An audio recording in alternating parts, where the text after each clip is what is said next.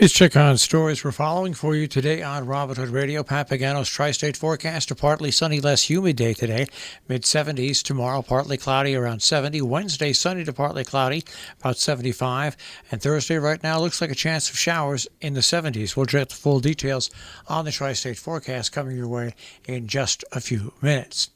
In course in New York are redistricting maps. They've released them after public review. The final congressional and Senate redistricting maps were released in Saturday's early hours, bringing the controversial process to a close and throwing the Democrats' bid for widespread congressional wins into uncertainty.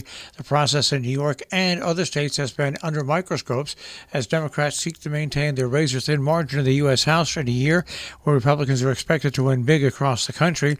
New York's Court of Appeals struck down New York's legislature-drawn maps last month, saying they amounted to partisan gerrymander in favor of Democrats and that lawmakers did not allow for predetermined independent redistricting processes that voters greenlit in 2014.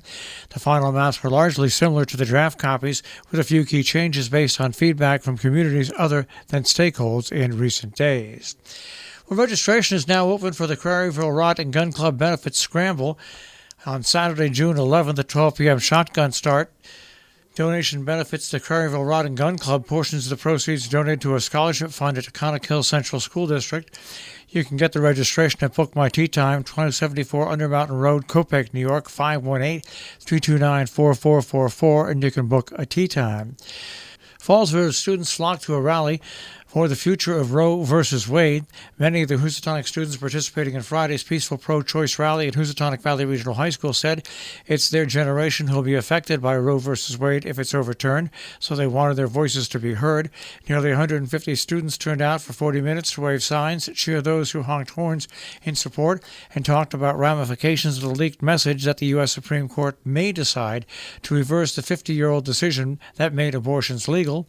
Senior Avery Tripp of Falls Village, her class salutatorian, was the lead organizer of the event. She and others noted their parents and grandparents fought for the basic human right to allow for abortions, and now that's being stripped away.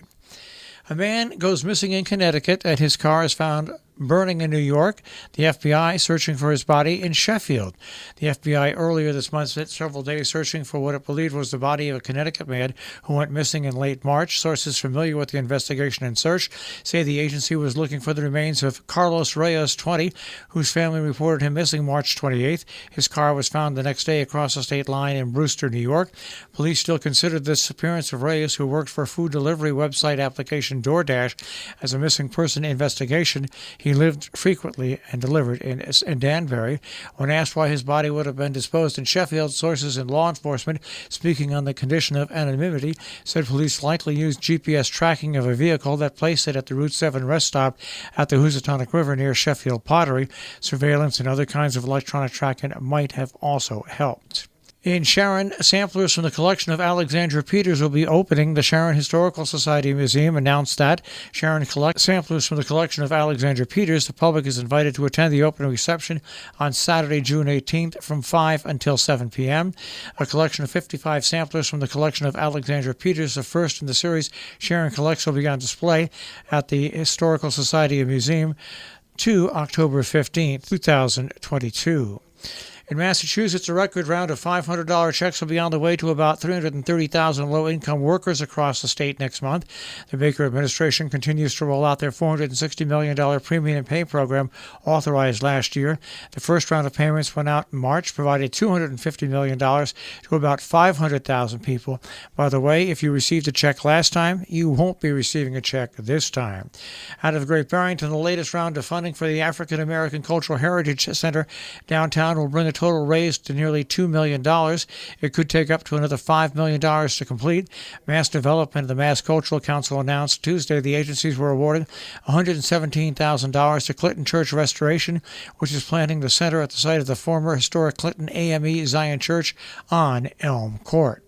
The Connecticut Public Utilities Regulatory Authority announced that starting July 1st, the amount you pay for supply will increase. The price changes will happen every January and July. Starting July 1st, Eversource customers will have to pay $4 per month. Lucky for United Limited customers, they won't have to spend more of their payments. They're dropping by 0.5%. The price, by the way, is determined by wholesale market. It's deregulated, and it's been for about 20 years, according to Pura. They do not have the power to lower those payments. Advise that part of the Columbia County Department of Public Works' ongoing perennial efforts to replace and rehabilitate its aging, structurally deficient, or functionally obsolete bridges and construction replacement will happen with Woodward Bridge carrying Columbia County Route 7 over a tributary to the Roll of Jansenkill. It's scheduled to begin the first week of June. Posting of a detour will take place, and the bridge is expected to close on or about June 13th. Construction should be completely done by September of 2022. Taking a look at some meetings going on in and around our tri-state region. In Sharon, the Historic District Commission is meeting today at 5:30. Board of Selectmen meets tomorrow at 5:30. In Salisbury today at 6:30, Inland Wetlands Commission. In North Canaan, coming up on the 25th, it's the ZBA regular meeting at 7 p.m. Inland Wetlands monthly meeting is on the 26th at 7 in North Canaan. In Falls Village, the Planning and Zoning meeting is at 7 p.m. on May 25th, followed by the Board of Selectmen meeting at 7 p.m. In Cornwall, coming up today, the Zoning Board of Appeals has their meeting via Zoom. Tomorrow, Economic Development Commission meets via Zoom. In Kent, Northwest Connecticut Transit District Board of Directors special meeting this morning at 8:30. Inland Wetlands Commission regular meeting comes up today at 7 p.m. In Sheffield, the Conservation Commission has their meeting at the Town Hall first floor meeting room today at 7 p.m. Village of Millerton special workshop meeting will be held on tomorrow at 6 p.m. Part of that will be the introduction for Local Law B, abolishment of the police department with mandatory referendum. In Dover, the Town of Dover Planning Board meets tonight at 7 p.m. Our business brief is underwritten by Morgans at the Interlaken, interlakeninn.com. You'll find them on Facebook and Instagram. They have nightly dinner specials, a tapas menu, interlakeninn.com, and by Salisbury Bank, salisburybank.com. Dow Jones Industrial Average will start off today at 31,261.90, the NASDAQ at 11,354.62, and the S&P 500 at 3901.36. We'll take a look at the tri-state forecast.